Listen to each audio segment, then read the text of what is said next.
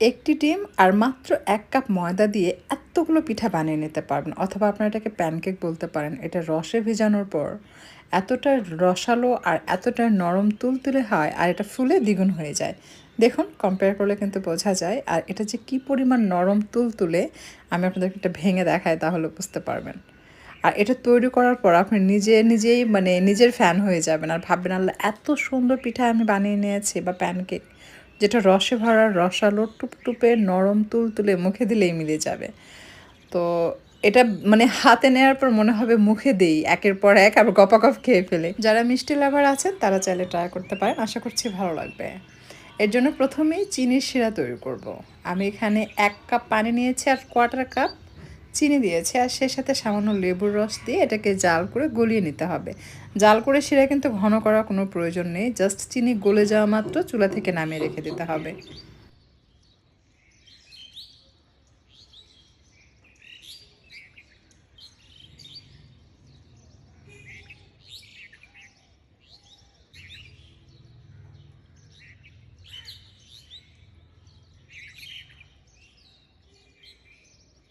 পিঠা বানানোর জন্য প্রথমে মিক্সিং বলে নিয়ে নিচ্ছি হালকা গরম তরল দুধ। এখানে দুধ রয়েছে 3/4 কাপ, আর দিয়ে দিচ্ছি হাফ টিস্পুনের একটু কম ইস্ট। হাফ টিস্পুন দিলে ইস্ট অনেক সময় গন্ধ আসে, তাই পরিমাণে কম দিতে হবে। একটি ডিম, আর আপনার চিনি দিলাম এখানে 1/3 কাপ, অর্থাৎ হাফ কাপের একটু কম।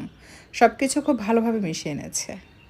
মিক্স করা হয়ে গেলে অ্যাড করে দিচ্ছি হাফ চা চামচ বেকিং সোডা, 1 টেবিল চামচ ভ্যানিলা এসেন্স, আর সেই সাথে দিয়ে দিচ্ছি 2 চিমটি পরিমাণ লবণ।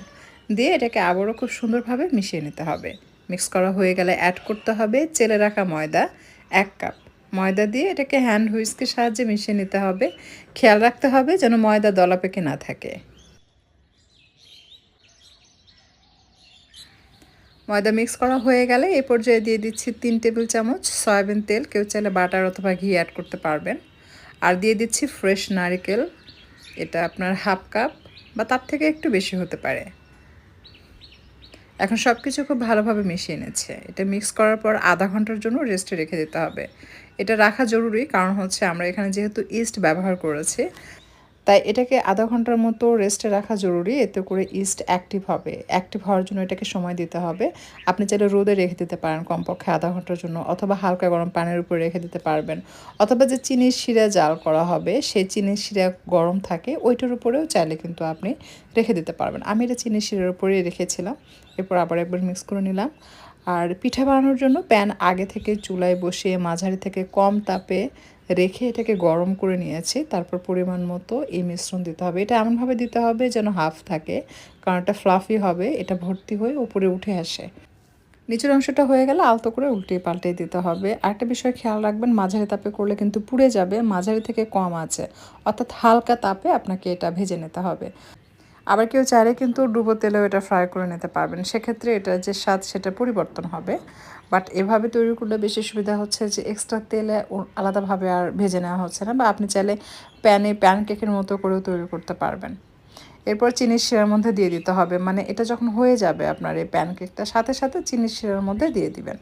তো এই পিঠাটা দেয়া মাত্র কয়েক সেকেন্ডে দেখবেন সমস্ত পানিগুলো চুষে নেবে। আমি দেয়া মাত্র আপনাদেরকে দেখালাম, দেখুন পানিটা কিভাবে চুষে নিয়েছে এবং বেশ রসালো হয়েছে সাথে সাথে।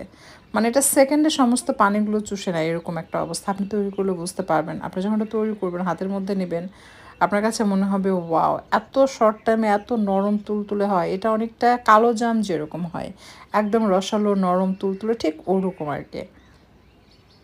তো দেখুন, অন্য ব্যাসের যে পিঠা সেটা কিন্তু আমার এখনও ভাজাই হয়নি। এদিকে সমস্ত শিরাগুলো টেনে নিয়েছে, একটু এক ফোঁটা শিরাও কিন্তু অবশিষ্ট ছিল না। আমি পিঠাটা ভেঙে দেখাচ্ছি, দেখুন এটা যে কতটা নরম। এটা এতটা নরম তুলতুলে আর রসালো যে মুখে দিতেই মিলিয়ে যাবে। আপনি হাতে নিলে আপনার কাছে মনে হবে ওয়াও, মনে হবে যে গপাগপ সব খেয়ে ফেলে, এরকম আর কি। যারা মিষ্টি লাভার আছেন তারা ট্রাই করবেন, দেখবেন খুবই ভালো লাগবে। আমি এটা ঢেলে দেখাচ্ছি, দেখুন।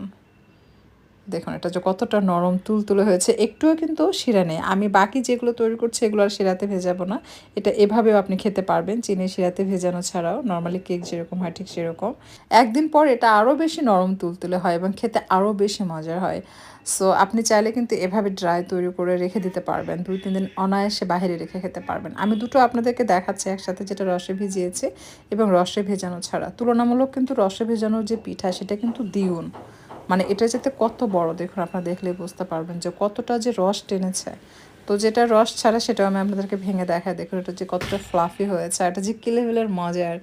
আমার মনে হয় আপনাদের কাছে খুবই ভালো লাগবে। বিকালে যদি ঝটপট বানাতে চান, এমন কোনো নাস্তার রেসিপি খুঁজছেন, তাহলে এটা অবশ্যই ট্রাই করবেন, কারণ 10 মিনিটও লাগবে না, এত শর্ট টাইমে আপনি বানিয়ে নিতে পারবেন। আর এই রসালো পিঠাটা দেখুন, জাস্ট হাতের মধ্যে নেবেন, এতটাই রসে ভরা, রসে টুপটুপে, মুখে দিলেই মিলিয়ে যাওয়ার মতো, একদম তুলার মতো নরম তুলতুলে, জিহ্বার চাপে এই মিষ্টিটা গলে যাবে। তো আশা করছি ভালো লেগেছে আজকের রেসিপি। যদি ভালো লাগে লাইক কমেন্ট শেয়ার করবেন। এরকম সহজ এবং মজার মজার ইউনিক সব রেসিপি পেতে আমার চ্যানেলটি সাবস্ক্রাইব করে নিয়মিত চ্যানেলের সাথেই থাকবেন। আর আপনারা যারা আমার পেজ থেকে ভিডিওটি দেখছেন, লাইক এবং ফলো দিয়ে রাখেননি, আপনাদের কাছে অনুরোধ থাকছে লাইক এবং ফলো দিয়ে সাথে থাকার জন্য।